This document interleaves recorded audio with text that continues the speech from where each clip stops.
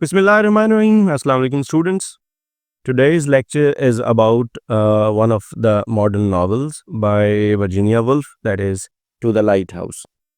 To the Lighthouse early modern age का लिखा हुआ एक ऐसा नावल है जिसमें आपको बहुत कुछ डिफरेंट मिलेगा as compare to classical novels.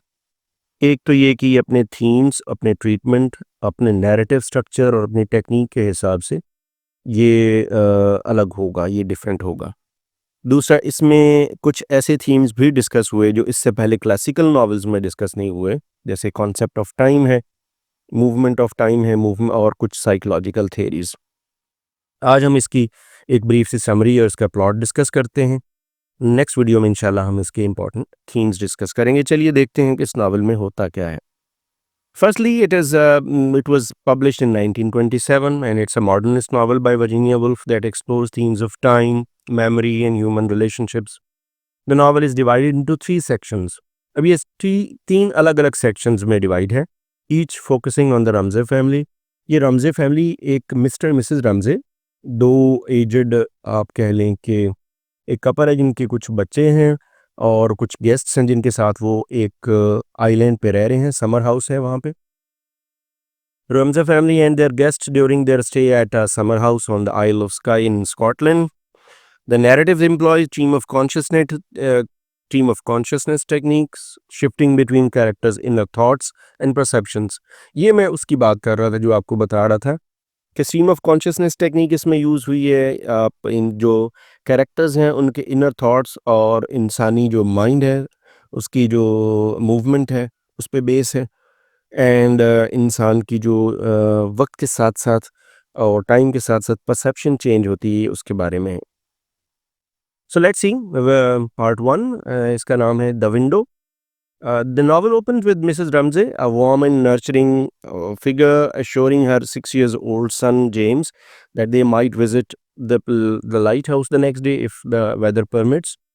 Mrs Ramsay अपने 6 साल का जो 6-8 साल का बेटा है जो तकरीबन वो उनके पास बैठा खेल रहा होता है और अपने बेटे को वो तसल्ली दे रही होती हैं कि जैसे ही मौसम बेहतर होगा तो वो लाइट हाउस जाएंगे जो वहाँ से कुछ फासले पे है।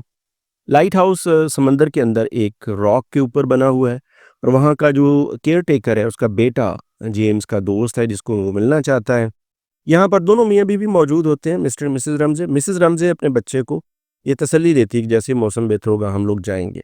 While on the other hand, Mr. Ramsey, a stern and rational philosopher, coldly dismisses this hope, stating that the weather will be bad. वो बिल्कुल नहीं बच्चे को तसल्ली देते बल्कि हार्ड एंड हार्श रियलिटी बयान करते हैं कि मौसम ठीक नहीं होगा, सो हम tomorrow will not be able to go to the lighthouse, जिससे बच्चा थोड़ा सा डिसहार्टन फील करता है। This moment establishes the tension between Mr Ramsay's harsh realism and Mrs Ramsay's emotional sensitivity. ये वो चैप्टर है, ये वो मरहला है जहाँ पे हमें ये पता चलता है कि इन दोनों के दरमियान बहुत ज़्यादा डिफरेंस इन दोनों की नेचर में। They are poles apart from each other. एक बहुत केयरिंग है, दूसरा बहुत ज़्यादा रिजिड है। इनके यहाँ गेस्ट्स हैं कुछ। Several guests are staying with Ramsays including Lily Briscoe, our lady painter struggling with her art and societal expectations of women. ये अपनी जो इंस्पिरेशन है आर्ट के लिए उसके साथ बड़ी स्ट्रगल कर रही हैं। ये एक पेंटिंग पेंट कर रही हैं जो कि इनसे कंप्लीट नहीं हो रही। Charles Tansley is there who is the student and a young man of he is a young student of Mr. Ramsey, philosophy का स्टूडेंट है। A socially awkward student who admires Mr. Ramsey but often makes insensitive remarks. William Banks, a botanist हैं and an old friend of Ramsey's. Paul Rayleigh and Minta Doyle हैं, young couple who become engaged during the stay. इसी stay के दौरान उनकी फिर आपस में इनकी एंगेजमेंट भी हो जाती है। दिन में ये लोग अपने बाहर घूमते फिरते हैं, रात के वक्त फिर ये दिन में प्लान भी करते हैं और रात को एक डिनर तैयार होता है जहाँ पे थ्रू आउट मिसेस रामजे जो है उन सबको एंटरटेन करती हैं। Throughout the day Mrs Ramsay presides over dinner, creating a sense of harmony among the guests. Lily contemplates her unfinished painting and her resistance to marriage. वो शादी भी नहीं करना चाहती। हमें एक और क्वालिटी पता चलती है यहाँ पे मिसेस रामजे की कि she is a very good match maker. वो यहाँ मौजूद जितने भी गेस्ट्स हैं मेल एंड फीमेल उनकी आपस में वो अंडरस्टैंडिंग को देख के तो ये भी प्रेडिक्ट कर सकती हैं कि किसकी शादी किसके साथ होगी। While on the other hand, Mr Ramsay seeks reassurance about his intellectual legacy. Mr Ramsay जो है वो एक रीअश्योरेंस चाहते हैं and he is a sympathy seeking character, जो ये चाहते हैं कि लोग उनकी जो इंटेलेक्ट है और उनका जो नॉलेज है फ़िलॉसफ़ी के बारे में उसकी तारीफ़ करें। So this section ends with the family and guest retiring for the night. बहुत लंबी-चौड़ी डिस्कशन होती है। एक-दूसरे को एंटरटेन करते हैं और फिर फाइनली वो डिनर जो है वो ख़त्म होता है and they are having an underlying sense of feeling happiness and they all go to dinner. अब ये एक लंबा एक लेंथी पार्ट जो है वो यहाँ फर्स्ट पार्ट ख़त्म होता है, जिसमें छोटी माइन्यूट डिटेल्स भी हैं, बट उसमें कोई बहुत ज़्यादा ऐसी थीमेटिक रेलेवेंस नहीं है। इसके बाद हमारे पास आता है पार्ट 2। ये एक इसका नाम ही टाइम पासेस है, जिसमें दूसरे और तीसरे पार्ट के दरमियान तकरीबन 10 साल का डिफरेंस है। 10 साल का वक्त जो है वो गुजर जाता है। This short but haunting section bridges the two longer parts covering A 10-year span during which world war one occurs. इसमें फिर वर्ल्ड वॉर वन होती है। ये सब लोग वापस अपनी अपनी जॉब्स पे चले जाते हैं, इंग्लैंड चले जाते हैं, स्कॉटलैंड चले जाते हैं। ये समर हाउस खाली हो जाता है। उन 10 सालों में बहुत ज़्यादा डेवलपमेंट हो चुकी होती है। वर्ल्ड वॉर वन होती है। The narrative shifts to an impersonal almost poetic voice describing the decay of the empty summer house। Decay शुरू हो जाता है उस घर का, फिजिकली वो डिटेरियोरेशन स्टार्ट हो जाती है, वेयर एंड टेयर स्टार्ट हो जाती है। की इवेंट्स में मिसेस रमजे जो है उनकी डेथ हो जाती है। प्रू रमजे उनकी बेटी, उसकी शादी होती है और फिर वो एक चाइल्ड बर्थ में उसकी डेथ हो जाती है। एंड्री रमजे इन्हीं का बेटा, वो जंग में मारा जाता है।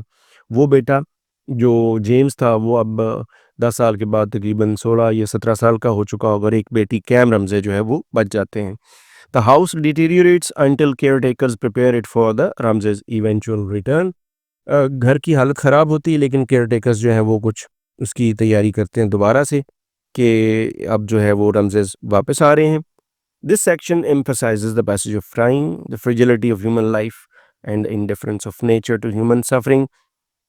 It's about the fleeting nature of time and the transience of human life, the temporariness of human life। इंसानी ज़िंदगी कितनी फ्रेजाइल है और इसके साथ साथ ह्यूमन सफरिंग और उसका ताल्लुक जो नेचर है, नेचर के साथ है। Nature is very cruel sometimes with human beings, for human beings, और इंसान की सफरिंग का बायस भी बनती है।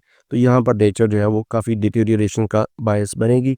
पार्ट 2 ब्रीफ, लेकिन इसमें 10 साल का अरसा गुजर गया। Part 3 comes the light house.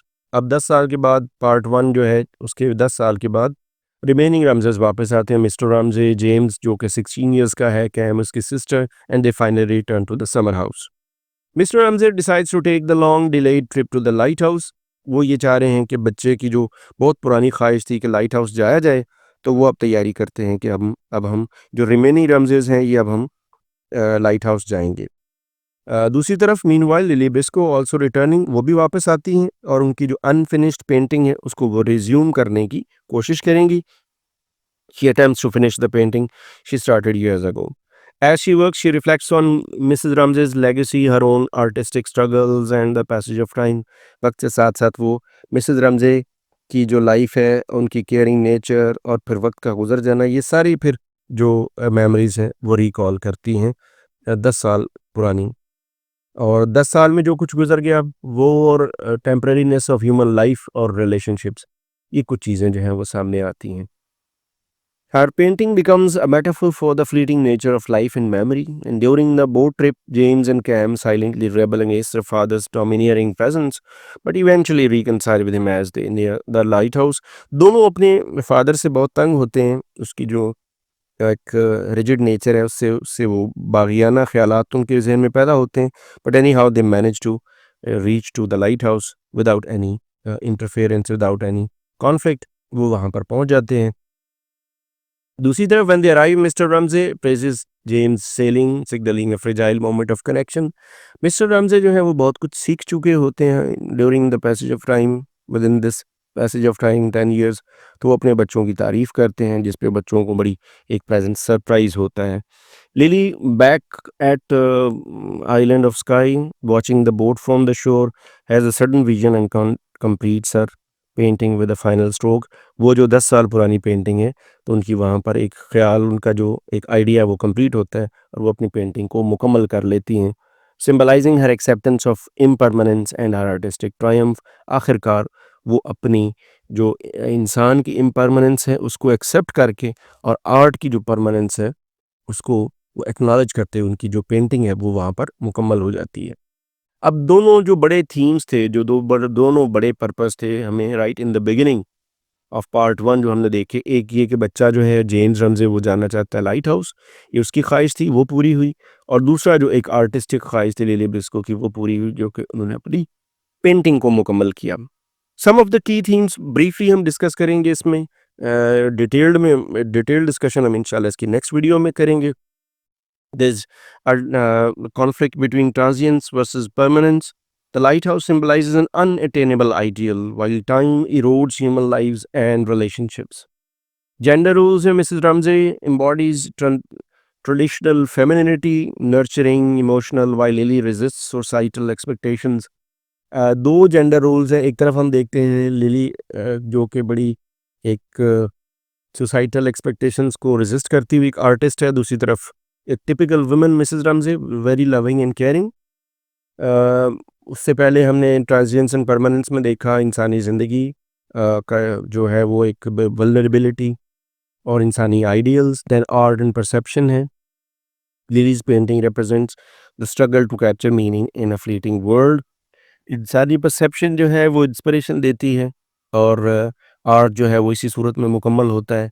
Then the nature of reality, Woolf questions how subjective experience shapes reality using shifting perspectives.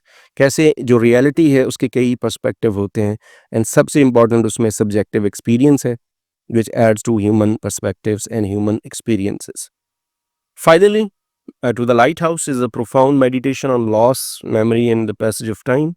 Through its lyrical prose and innovative narrative techniques, Woolf captures the complexities of human consciousness and the ephemeral nature of life. The novel ends ambiguously with both reconciliation, the Ramses reaching the lighthouse, and acceptance, Lily finishing her painting, suggesting that meaning is found in moments of fleeting clarity rather than permanent resolution. So here ends, यहाँ पर हम इस novel को conclude करेंगे कि ये एक it's all about human relationships, human acceptance of vulnerability of life, और वर्जीनिया वुल्फ का जो कॉन्सेप्ट ऑफ आर्ट है वो कुछ झलकता है लिली ब्रिस्को के कैरेक्टर में। यहाँ पर हम इस नावल को कंक्लूड कर रहे हैं, इसकी ब्रीफ समरी आपके सामने पेश की। डिटेल्ड क्वेश्चंस जो एनालिसिस है थीम्स उसके साथ इंशाल्लाह वो हम डिस्कस करेंगे इन नेक्स्ट वीडियो। इस लेक्चर से रिलेटेड कोई क्वेश्चन कोई कमेंट करना चाहें तो we are most welcome. Thanks for watching.